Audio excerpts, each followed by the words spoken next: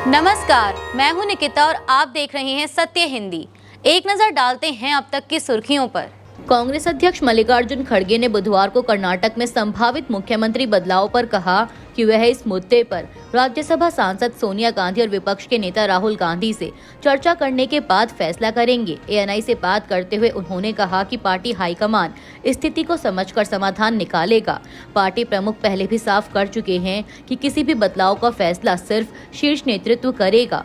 बता दें कि कर्नाटक में यह चर्चा तब तेज हुई जब 20 नवंबर को कांग्रेस सरकार अपने कार्यकाल के आधे रास्ते पर पहुंची। माना जाता है कि 2023 में मुख्यमंत्री सिद्धरमैया और उप मुख्यमंत्री डीके शिवकुमार के बीच पावर शेयरिंग या सीक्रेट डील की बात हुई थी। हाल ही में शिवकुमार ने कहा कि कांग्रेस नेताओं के बीच ऐसी एक समझ बनी थी, लेकिन वह इसे सार्वजनिक नहीं करना चाहते ताकि पार्टी को नुकसान ना हो। दूसरी ओर सिद्धरमैया के करीबी लोगों ने किसी भी समझौते से इनकार किया है और जल्दी स्पष्टता की मांग की है। हिंदुस्तान टाइम्स और पीटीआई की रिपोर्टों के मुताबिक दोनों नेताओं के समर्थक अपनी अपनी दावेदारी मजबूत कर रहे हैं, जबकि पार्टी हाईकमान हालात शांत रखने की कोशिश में है। कर्नाटक में नेतृत्व बदलाव की अटकलों के बीच कांग्रेस हाईकमान 1 दिसंबर से शुरू होने वाले पार्लियामेंट सेशन से पहले मुख्यमंत्री पद पर फैसला कर सकता है। इंडिया टुडे की एक रिपोर्ट के मुताबिक इसी बीच हफ्तों से राहुल गांधी से संपर्क करने की कोशिश कर रहे डिप्टी सीएम डीके शिवकुमार को आखिरकार राहुल का छोटा व्हाट्सएप जवाब मिला। प्लीज रुकिए, मैं आपको कॉल करता हूं। पार्टी सूत्रों के मुताबिक शिवकुमार 29 नवंबर को दिल्ली आने वाले हैं और सोनिया गांधी से मिलने का समय भी मांगा है। दिल्ली में राहुल गांधी ने कर्नाटक के नेताओं प्रियंका खड़गे और शरद बच्चेगौड़ा से मुलाकात की, जिसमें वोट चोरी विवाद, नया केईओ एआईपीसी डिवाइस, एसआईआर प्लेटफॉर्म और राज्य की राजनीतिक स्थिति पर चर्चा हुई। बताया जा रहा है कि राहुल गांधी मुख्यमंत्री सिद्धरमैया के इस बयान से नाखुश हैं कि वह किसी भी पावर शेयरिंग समझौते से इनकार करते हैं और पूरे 5 साल कार्यकाल में बने रहेंगे। राहुल ने दोनों खेमों से तनाव न बढ़ाने की सलाह दी है। सूत्रों के मुताबिक पार्टी ऐसा फॉर्मूला तलाश रही है जिसमें यदि शिवकुमार मुख्यमंत्री बने तो संगठन और कैबिनेट में ओबीसी, एससी, एसटी और अल्पसंख्यक समुदाय के नेताओं को संतुलित जिम्मेदारियां दी जाएं ताकि वोट बैंक प्रभावित ना हो। कर्नाटक में मुख्यमंत्री पद को लेकर चल रही खींचतान अब खुलकर सामने आ गई है। उप मुख्यमंत्री डीके शिवकुमार ने पहली बार माना कि 5-6 कांग्रेसी नेताओं के बीच एक गुप्त समझौता हुआ था, लेकिन उन्होंने कहा कि इसे सार्वजनिक करने से पार्टी शर्मिंदा और कमजोर हो सकती है। मीडिया रिपोर्टों में दावा है कि यह समझौता मार्च 2023 में खड़गे के दिल्ली आवास पर हुआ था और इसके तहत 2.5 साल बाद सिद्धरमैया की जगह शिवकुमार को मुख्यमंत्री बनाया जाना था।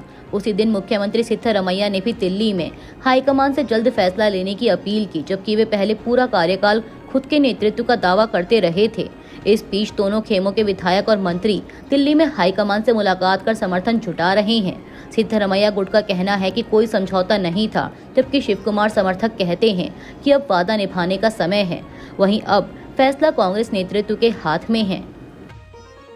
कर्नाटक में नेतृत्व परिवर्तन को लेकर चल रही अटकलों के बीच अब कांग्रेस के कुछ विधायक खुले तौर पर डीके शिवकुमार को मुख्यमंत्री बनाने की मांग कर रहे हैं। दिल्ली जाकर पार्टी नेताओं से मुलाकात करने वाले कई विधायकों ने कहा है कि हाईकमान जल्द फैसला करेगा और उन्हें भरोसा है कि डीके शिवकुमार को मुख्यमंत्री की कुर्सी मिलेगी।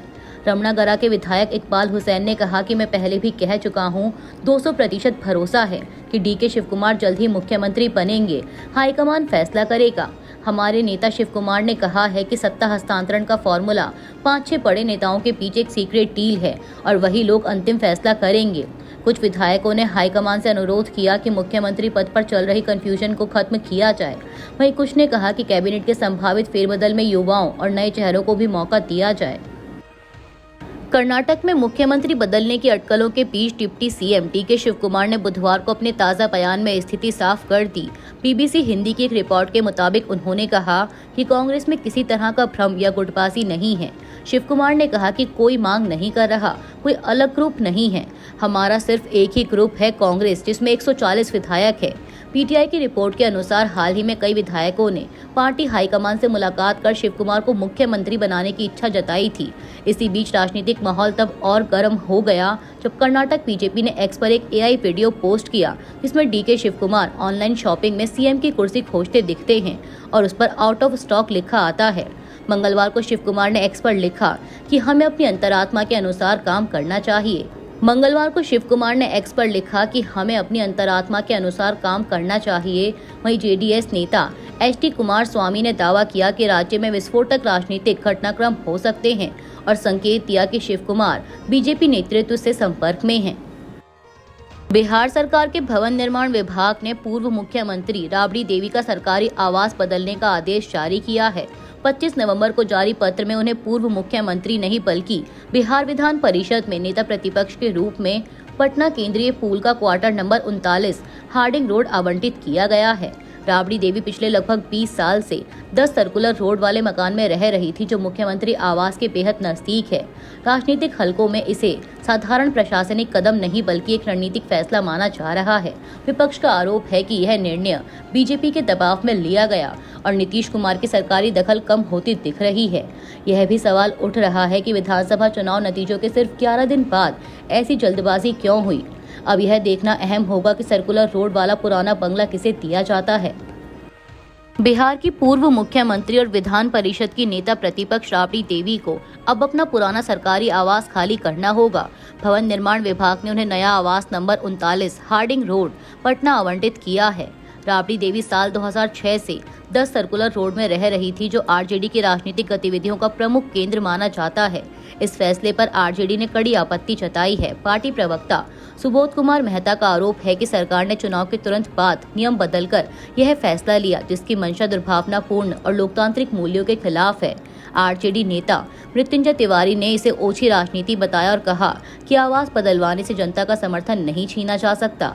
वहीं बिहार के उप मुख्यमंत्री विजय सिन्हा ने कहा कि नई सरकार बनने पर आवास आवंटन की प्रक्रिया नियम के तहत होती है, इसीलिए यह एक सामान्य प्रशासनिक फैसला है।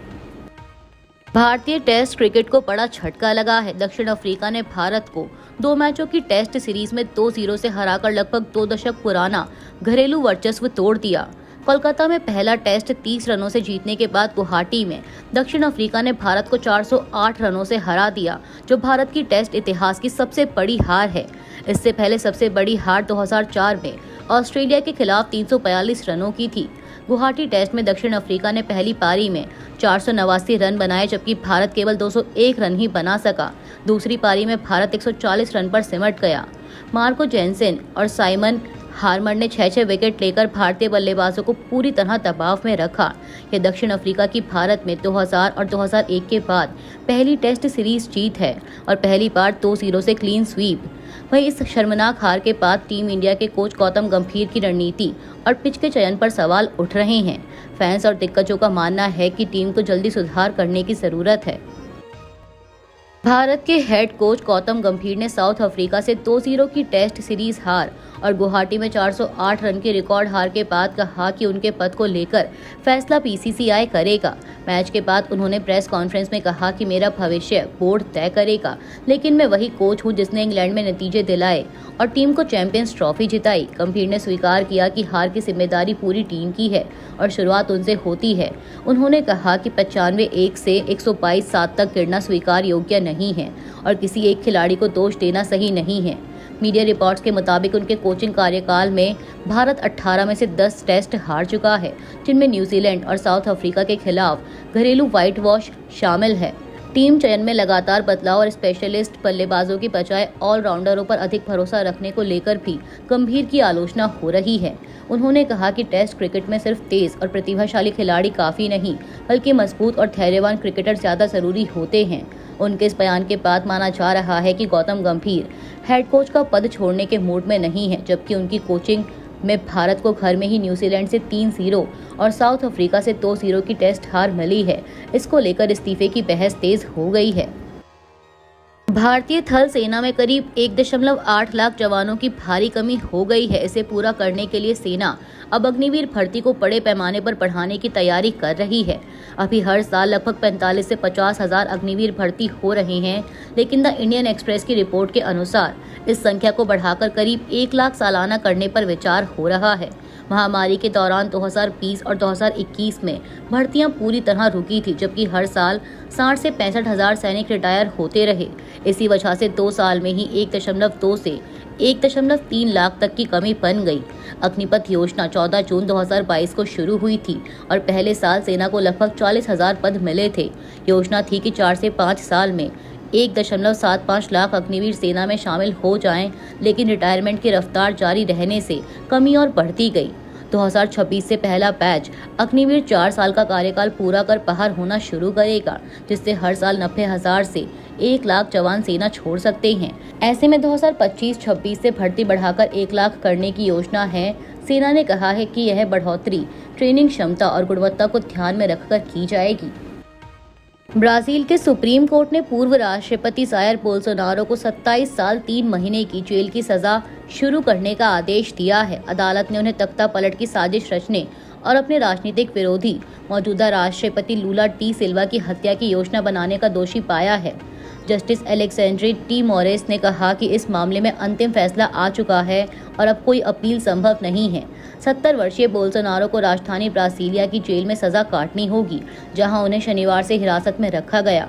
उन्हें तब गिरफ्तार किया गया जब घर में नजरबंदी के दौरान उन्होंने निगरानी मॉनिटर हटाने की कोशिश की। हालांकि उन्होंने कहा कि उनका भागने का इरादा नहीं था। कोर्ट ने जेल प्रशासन को उनकी सेहत को देखते हुए फुल टाइम मेडिकल केयर देने का निर्देश भी दिया है। अभी के लिए इतना ही। बाकी की देश दुनिया की बड़ी खबरों के लिए जुड़े रहिए सत्य हिंदी के साथ।